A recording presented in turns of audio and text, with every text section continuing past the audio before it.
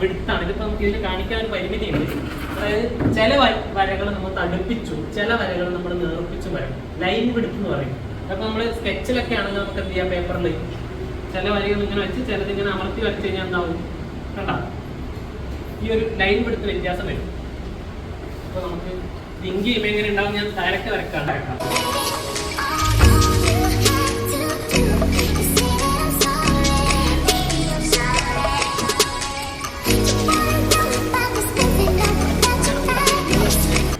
Pencil കൊണ്ടാണ് thumbnail ചെയ്യുന്നത്.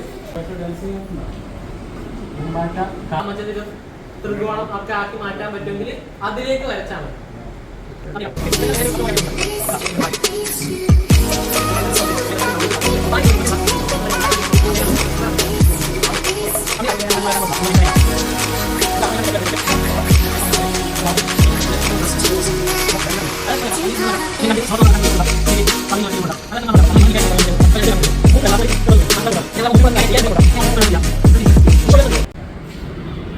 First നമ്മൾ എന്താ പറയുന്നത്, തള്ള വരല് വരും.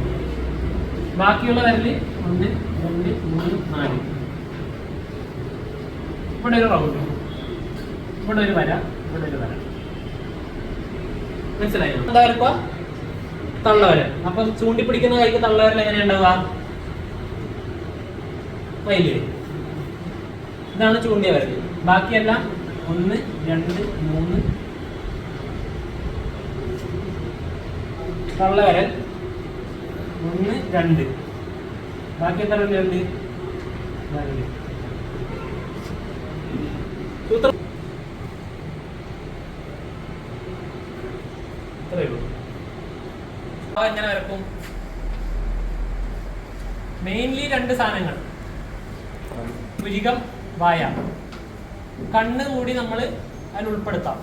എങ്ങനെ ഉൾപ്പെടുത്താം? പുരികവും സാധനവും വായും മാറ്റി വ്യത്യാസപ്പെടുത്തിയാൽ തന്നെ ഒരു 3/4 ഭാഗം സാധനവും എല്ലാ ഭാഗവും നമുക്ക് കവർ ചെയ്യാം. പേടി, അത്ഭുതം, കണ്ണിന്റെ പൊസിഷനും കണ്ട. അതേപോലെ ദേഷ്യം,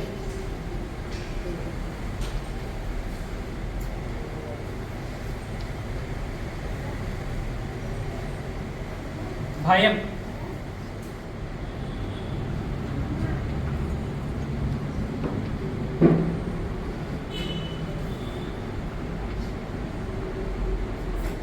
ഈ സാധനങ്ങൾ നമ്മൾ ഓരോ ക്യാരക്ടറിൽ കൊടുക്കും.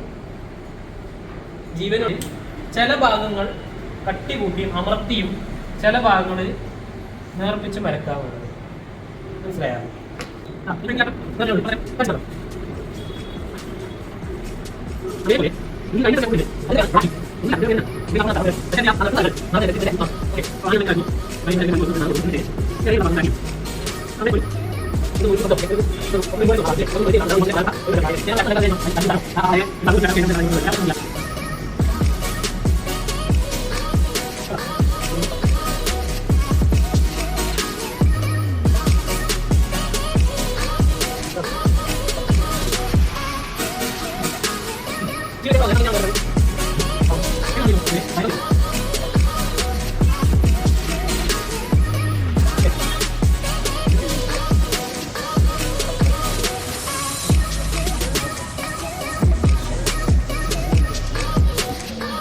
അടിക്കുന്നുണ്ട് എന്ന് സൂചിപ്പിക്കുന്ന ഒരു കുഞ്ഞ് വരാൻ.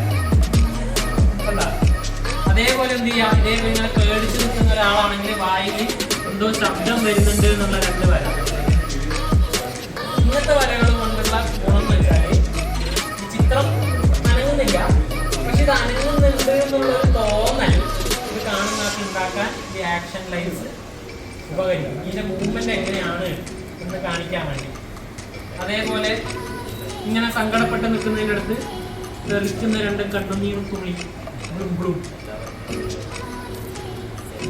നമ്മളെ കാര്യത്തിലേക്കൂടെ കണ്ണിന് പോയില്ല, പക്ഷെ നമ്മളങ്ങനെ 2 സാധനം അങ്ങോട്ട് തെറിപ്പിക്കും. അപ്പോൾ അയാളിങ്ങനെ സങ്കടമാണ് എന്ന് കാണിക്കുക. അതേപോലെ ഇങ്ങനെ ഫ്ലിങ് ആയി നിൽക്കുന്ന ഒരാളാണെങ്കിൽ നമുക്ക് എന്ത് ചെയ്യാം, ഇതിൻ്റെ അകത്ത് ഇവിടെയും സെയിം കൊടുക്കേണ്ട ആവശ്യമില്ല.